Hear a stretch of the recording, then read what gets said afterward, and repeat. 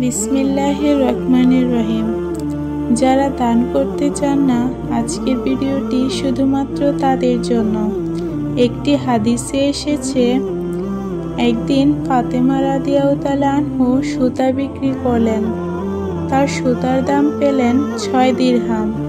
সেই 6 দিরহাম নিয়ে তার স্বামী আলী রাদিয়াল্লাহু আনহুকে বলছেন, হে আমার স্বামী, আপনি এটা নিয়ে বাজার থেকে আমাদের সন্তান হাসান আর হুসাইনের জন্য কয়েকটা রুটি নিয়ে আসেন। তখন আলী রাদিয়াল্লাহু আনহু বাসা থেকে রুটি কিনবার জন্য বের হয়ে গেলেন। তারপর রুটি কিনে বাসায় আসার সময় হঠাৎ করে একজন গরিব লোক এলেন। সে আলীর কাছে বলছেন, হে আলী, আমার কাছে খাওয়ার মতন কিছুই নেই, আপনি কি আমাকে কিছু খাওয়াতে পারবেন?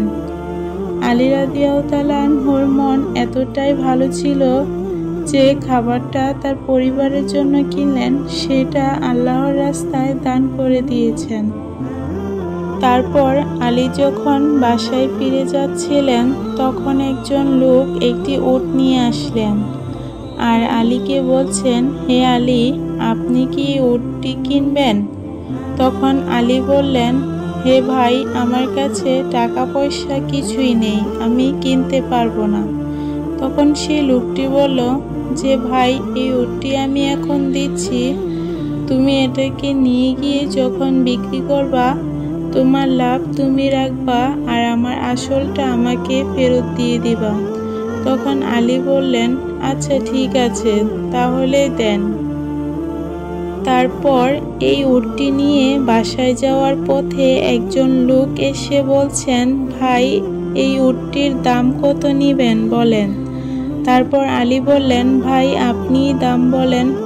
তারপর লোকটি বলল, আমি 300 দিরহাম দিয়ে নিব।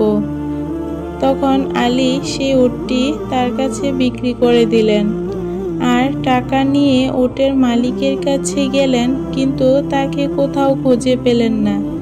না পেয়ে তিনি বাসায় চলে গেলেন। তারপর যখন বাসার দরজা খুললেন আর দেখলেন নবীজি তার বাসার ভেতরে বসে আছেন। নবীজি বললেন, আলী, আজকের ঘটনাটি কি তুমি বলবা নাকি আমি বলবো? আলী বলেন, হুজুর, আপনিই বলেন। তখন নবীজি বললেন, আজকে যিনি তোমার কাছে উট বিক্রি করলেন, তিনি আর কেউই নন, তিনি হচ্ছেন জিবরাইল আলাইহিস সালাম। আর যিনি তোমার কাছ থেকে উটটি কিনে নিয়েছেন, তিনিও আর কেউই নন, তিনি হচ্ছেন ইসরাফিল আলাইহিস সালাম। তখন আলী বলছেন, হে নবী, এটা আমার সাথে কেন হলো?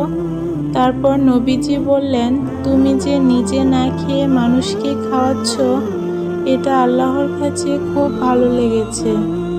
আর আল্লাহ তোমাকে এত বেশি বাড়িয়ে দিয়েছেন যে তুমি কল্পনাই করতে পারো নাই। তো আজকে এই পর্যন্তই। আমরা বেশি বেশি করে দান করব, নিজে খাবো এবং মানুষকেও খাওয়াবো। আল্লাহ এই দানের বিনিময়ে আমাদেরকে আরো বেশি বাড়িয়ে দিবেন, যা আমরা কখনো কল্পনাই করতে পারবো না, ইনশাআল্লাহ। তো আজকে এই পর্যন্তই। সবাই ভালো থাকবেন, সুস্থ থাকবেন। ভিডিওটি ভালো লাগলে চ্যানেলটি সাবস্ক্রাইব করে দিবেন। আল্লাহ হাফেজ।